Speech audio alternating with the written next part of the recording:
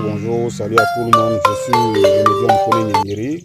Je suis médium, je suis féticheur, je suis marabout, je consulte, je regarde dans votre vie ce qui ne va pas. Et s'il y a des sacrifices à faire ou bien il y a des travaux à faire, on fait. Je continue de dire aux gens qu'il faut faire des choses pour pouvoir s'en sortir. Il faut faire des choses pour pouvoir s'en sortir. La vie là, ce n'est pas simple. Il y a beaucoup de choses. Il y a des choses qu'il faut avoir dans ce monde d'aujourd'hui pour pouvoir s'en sortir. Nos parents avant là, ils ne souffraient pas comme de la manière nous on souffre. Vous avez abandonné beaucoup de choses. Vous, la jeunesse, à vous je m'adresse. Vous avez abandonné beaucoup de choses. C'est pourquoi vous souffrez. Vous faites du n'importe quoi. C'est pourquoi vous souffrez. Vous ne respectez rien. C'est pourquoi vous souffrez. Moi, en tout cas, la souffrance, je ne connais pas. La pauvreté aussi, je ne connais pas. Et ma famille ne connaît pas la souffrance. Mes enfants ne connaissent pas la souffrance, ne connaîtront pas la souffrance. Respectez vos cultures, respectez vos traditions, c'est très important. Vous avez donné dos à beaucoup de choses. Les Africains ont une richesse pas possible en Afrique, mais les Africains ont donné dos à la tradition. Les Africains ont donné dos à beaucoup de choses dans ce monde. En Afrique, c'est pourquoi les Africains souffrent. Les Africains ne respectent plus rien. Nos parents faisaient des choses avant pour s'en sortir. Ils ont vécu pendant 100 ans, 500 ans, 1000 ans même.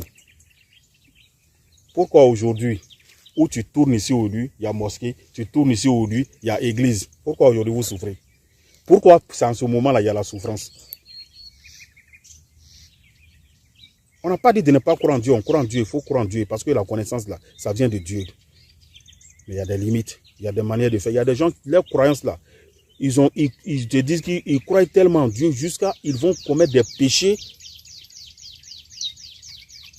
en se méfiant de leurs propres frères. Il y a d'autres groupes, quand tu ne vas pas à l'église, c'est que toi, tu n'es pas un être humain.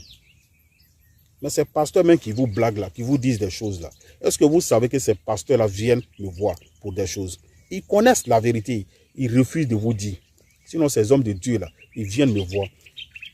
Moi, je suis ami à près de 150 pasteurs qui ont fait amitié. Hein. Vous comprenez, qui viennent chez moi. On mange souvent ensemble. D'autres, je les rends visite aussi. Je connais leur famille. Ils connaissent ma famille.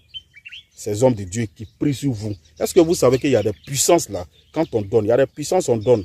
On trace dans la paume comme ça et puis on met. Quand ils posent la main sur toi, tu tombes. Ça, c'est des trucs que vous ne connaissez pas. Quand on vous parle là, vous ne comprenez pas. Vous comprenez? Il y a des bacs qui sont travaillés pour certains pasteurs. Leur alliance même là. Leur alliance là. On travaille souvent. On met des trucs dedans. Leur alliance même, c'est-à-dire la bague qu'ils ont pris pour se marier là. Est-ce que vous savez que souvent c'est travaillé?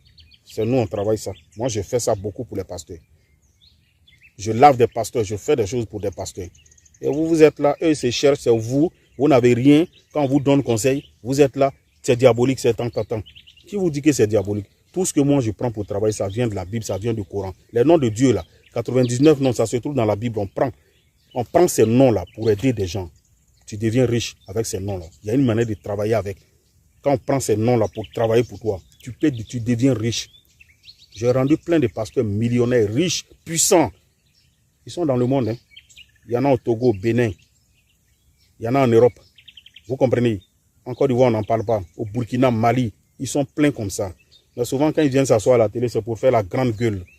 Comme si non, leur pouvoir, là, ils disent non, c'est Dieu qui m'a donné. Regardez-moi des menteurs comme ça. Je ne peux pas m'asseoir avec un homme de Dieu, un pasteur pour faire un débat. Parce qu'en Côte d'Ivoire ici, là, je les connais eux tous. C'est pourquoi vous me voyez, je ne fais pas de débat avec ces gens-là. Mais celui qui m'attaque, il y a un pasteur qui voulait s'amuser avec moi un moment. Il sortait pour faire des bêtises, pour parler sur Internet et autres. Quand je parlais une fois, est-ce que vous le voyez parler encore? Il s'est tué, il s'est calmé. Parce que quand je lui ai dit que si tu t'amuses, tu fais des sorties encore, je t'arrache tous mes gris-gris que je t'ai donnés. J'ai lavé des églises en Côte d'Ivoire ici pour attirer la foule dans ces églises-là. Vous comprenez? J'ai lavé des églises au Bénin, au Mali, au Togo. Les gens me déplacent pour aller laver des églises. Et c'est vous, quand on vous parle, les fidèles, quand on vous parle, vous qui n'avez rien, quand on vous donne conseil, vous ne voulez pas comprendre. Ça fait combien d'années, toi, tu vas à l'église? Vous refusez d'apprendre la Bible. Il y a des gens, ils vont à l'église, ils ne connaissent même pas la Bible même. Ils vont écouter seulement ce que le pasteur leur dit.